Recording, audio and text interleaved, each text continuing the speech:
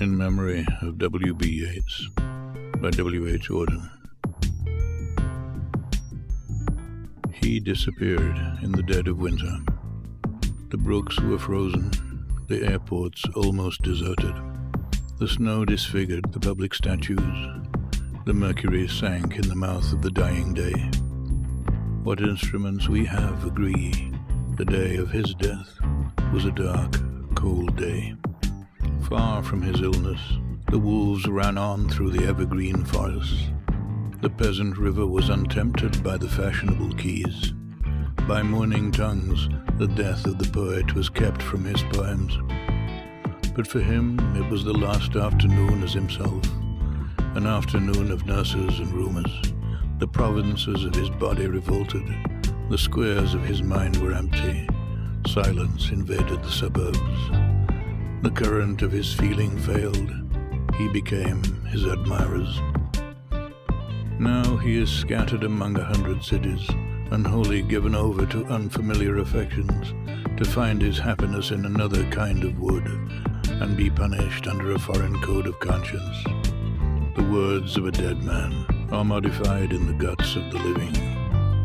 But in the importance and noise of tomorrow, when the brokers are roaring like beasts on the floor of the bourse, and the poor have the sufferings to which they are fairly accustomed, and each in the cell of himself is almost convinced of his freedom, a few thousand will think of this day as one thinks of a day when one did something slightly unusual. What instruments we have agree. The day of his death was a dark, cold day. You were silly like us. Your gift survived it all. The parish of rich women, physical decay. Yourself, mad Ireland hurt you into poetry. Now Ireland has her madness and her weather still, for poetry makes nothing happen. It survives in the valley of its making, where executives would never want it to tamper, flows on south from ranches of isolation and the busy griefs. Raw towns that we believe and die in. It survives a way of happening, a mouth. Earth, receive an honored guest. William Yeats is laid to rest. Let the Irish vessel lie, emptied of its poetry. Time that is intolerant of the brave and innocent, and indifferent in a week to a beautiful physique, worships language and forgives everyone by whom it lives, pardons cowardice, conceit, lays its honours at their feet.